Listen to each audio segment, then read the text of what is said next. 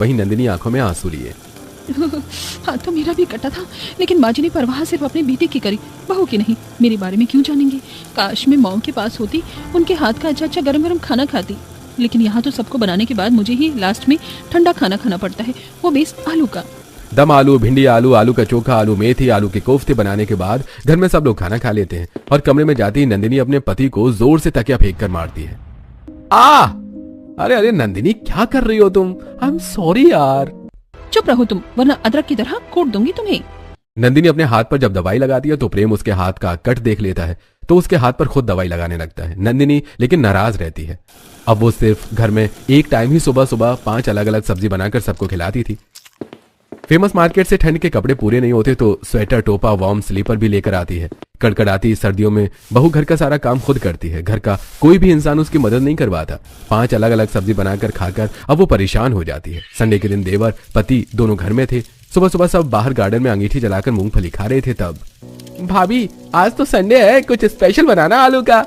हाँ नंदिनी, वो होता है ना आलू की चाट कचौड़ी, उसे बना देना। हाँ बहू, ऐसा कर, आलू की 5 सब्जी बनाने के बाद आलू की टिक्की भी बना देना। और बहू, मैं आलू का मसाला डोसा खाऊंगा। और भाभी, मेरे लिए आलू समोसा बना दो, मटर धनिया चटपटी मसाले डाल के। मेरे तो मुंह में भी पानी आ रहा है, और उसको भी चाय के साथ खाएंगे तो बल्ले बल्ले। ठीक है, मैं सब कुछ बना दूंगी, बस आपको मेरी थोड़ी सी मदद करनी है। फिलहाल मैं आलू की बोरियां मंगवा देती हूँ, घर में खत्म हो गई हैं।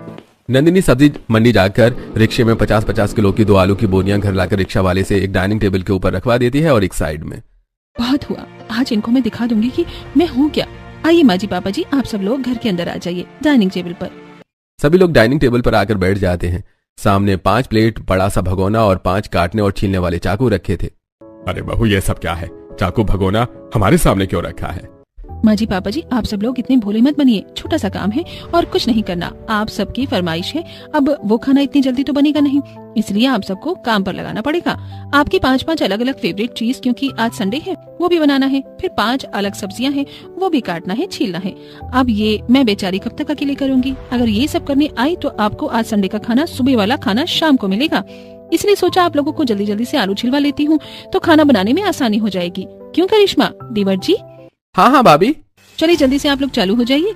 मैं जब तक अंदर ग्रेवी वगैरह बना लेती हूँ, धनिया मिर्च काट लेती हूँ, क्योंकि सब में ही डलेगा ना ये तो। हाँ बहू, तुम ठीक कह रही हो, और खाना भी हमें है, मदद तो करवानी चाहिए। ये बोलकर नंदिनी रसोई में खिसक लेती है और धनिया मिर्च काटने लगती है। वहीं घर वाले जब सब आलू छील रहे होते हैं तब उनके हाथ कांपने लगते हैं। 1 घंटे में ही आलू काटने में उन सबकी उंगलियां दर्द करने लगती हैं। आलू काटने में मुझे उंगलियों में बहुत दर्द हो रहा है, मेरे बस की बात नहीं है, और अभी तो बहुत आलू काटने हैं। अरे मेरे तो हाथ जोर जोर से कांप रहे हैं, ठंडे पड़ गए हैं, ये देखो। ये कहते कहते अभिषेक अपनी माँ के हाथ पर ठंडा हाथ लगा देता है तो रेखा एक चांट अभिषेक को जड़ देती है। नालायक कहीं के, दिमाग खराब हो गया है क्या, जो इतनी ठंड में मेरे चेहरे पर ठंडे ठंडे हाथ लगा रहा है? दोबारा ऐसा किया ना तो जोर से मारूंगी। तो अभी तो आपने कौन सा धीरे से मारा है, बहुत तेज लगा है मुझे। अरे तुम माँ बेटे कभी नहीं सुधर सकते। वैसे रेखा, ये काम मुझसे नहीं हो रहा। अरे हाथ की उंगलियां, हाथ, सब पीठ, सब दर्द हो रहा है, ठंडा लग रही है वो अलग से। अजी, मेरे भी बस की बात नहीं है। अब तो मुझसे भी नहीं हो रहा है। पता नहीं इतने सारे आलू रोज रोज नंदिनी कैसे छील लेती है और काटती है।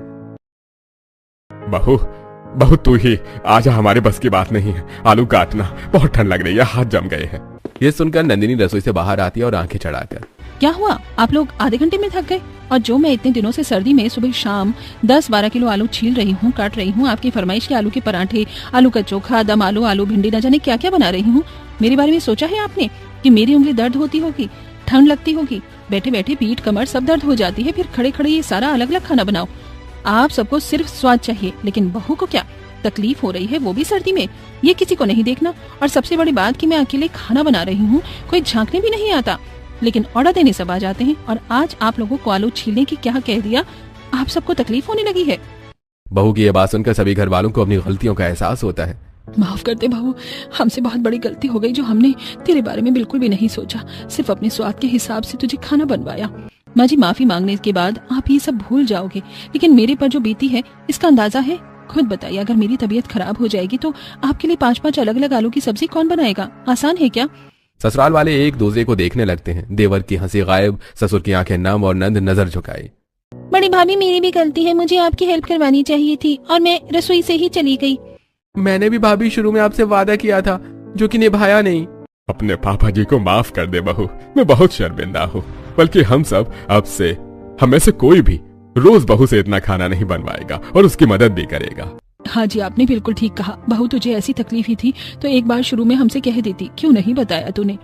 क्योंकि माँ जी मैं बहू बनकर आई थी, पर अब मैं इंसान बनकर बोल रही हूँ।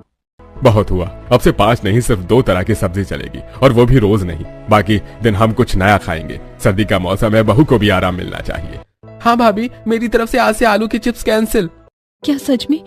अब मुझे सर्दियों में रोज ढेर सारे आलू नहीं काटने और छीलने पड़ेंगे, ना 5 अलग अलग सब्जी बनानी। हाँ बहू, ये बले बले, ओए शावा शावा। चलिए ना, हम सब बाहर ही घूमने चलते हैं आज के दिन। मेरी तरफ से भी सॉरी नंदिनी, चलो हम सब तैयार हो जाते हैं। इस तरह से भी घर वाले संडे के दिन बाहर घूमने जाते हैं, मूवी देखते हैं, 5 स्टार होटल में गर्मा गर्म खाना खाते हैं, एक दूसरे के साथ टाइम स्पेंड करते हैं। अब नंदिनी अपने ससुराल वालों के साथ बेहद खुश थी, क्योंकि उसकी 5 अलग अलग सब्जी बनाने वाली जद्दोजहद खत्म हो चुकी थी।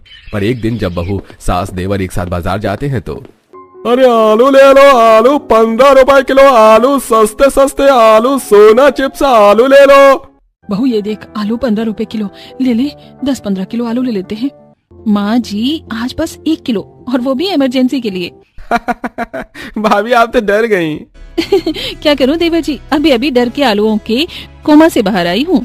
ये सुनकर तीनों साथ में हंसने लगते हैं। इस तरह नंदिनी अपने ससुराल में हंसी खुशी रहने लगती है, जहाँ आलू नहीं समझदारी जीती और नंदिनी को बहू नहीं बेटी का दर्जा मिला।